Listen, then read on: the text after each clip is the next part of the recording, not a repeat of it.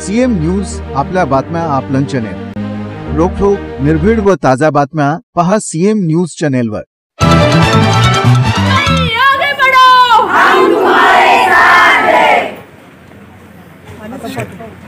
मुख्यमंत्री लाडकी बहीण सन्मान योजना त्याचा भाग म्हणून आम्ही एक सन्मान यात्रा महाराष्ट्रात सुरू केलेली आहे, ज्याच्यामध्ये महिलांशी माननीय मुख्यमंत्री एकनाथजी शिंदे यांनी कशासाठी योजना सुरू केली तर आत्मविश्वास स्त्रियांचा वाढावा आणि त्यांच्या गरिबीमध्ये एक भावाचा हातभार लागावा, सरकार त्यांच्या पाठी आहे याची त्यांना खात्री व्हावी, जाणीव व्हावी, या दृष्टिकोनातून महिलांच्या कष्टाचा गौरव करणारी ही योजना आहे।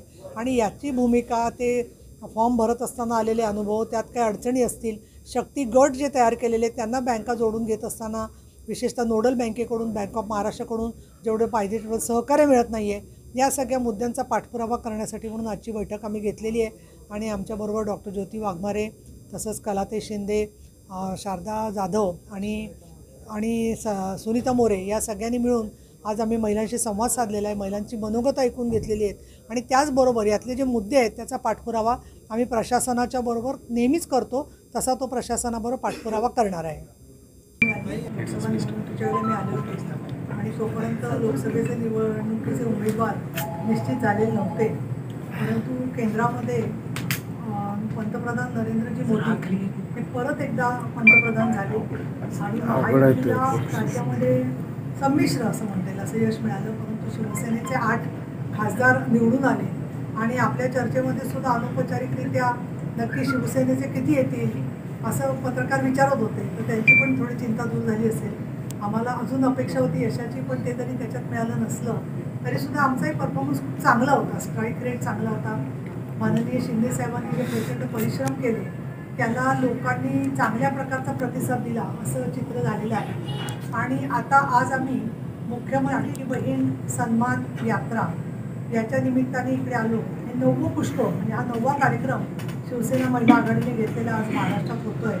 आणि आज साताऱ्याला इथल्या जिल्हा प्रमुख शारदाताई जाधव यांनी आयोजित केलेल्या कार्यक्रमाला आमच्या प्रवक्त्या शिवसेनेच्या डॉक्टर ज्योती वाघमारे, तसंच उपनेत्या कलाताई शिंदे, सांगलीच्या महिला संपर्क प्रमुख सुनीताताई मोरे आणि सुलोचनाताई पवार उपजिल्हा प्रमुख आणि अनेक पदाधिकारी आजच्या उपस्थित होत्या।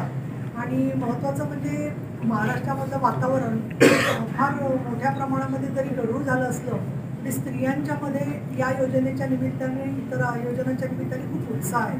ज्यावेळेला मी आज महिलांना विचारलं की आनंदाचा शिधा कोणाला मिळालेला आहे, तर 90% महिलांनी हात वर केलेले आहेत। आणि त्याचबरोबर मुख्यमंत्री लाडकी बहीण सन्मान योजना याच्यासाठी जी अट आहे त्या अटीमध्ये बसणारे सुद्धा मोठ्या प्रमाणामध्ये अर्ज दाखल झालेले आहेत। त्या प्रत्येकाला 18 तारखेपर्यंत पहिला हप्ता 1,500 रुपयाचा मिळणार आहे। आणि त्या योजनेवरती टीकाकारांचं काय म्हणणं होतं याच्यावर तर माझं म्हणणंही मी आता कार्यक्रमामध्ये सांगितलेलं आहे। तर तुम्ही मला प्रश्न विचारा, त्याच्यावर मी नक्की उत्तर देईन। आणि उपसभापती म्हणून काम करत असल्यामुळे बाकी जरी संबंधित इतर काही योजनांची असतील तर तीसुद्धा मी जरूर देईन।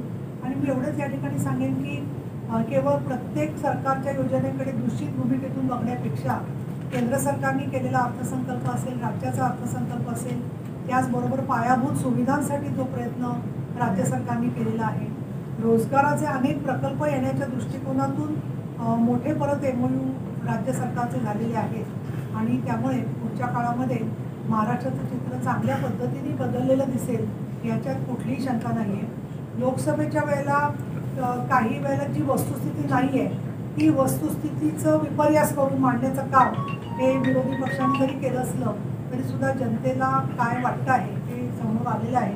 आणि या पार्श्वभूमीवर साताऱ्यामध्ये सुद्धा महायुतीला चांगल्या प्रकारचं यश मिळेल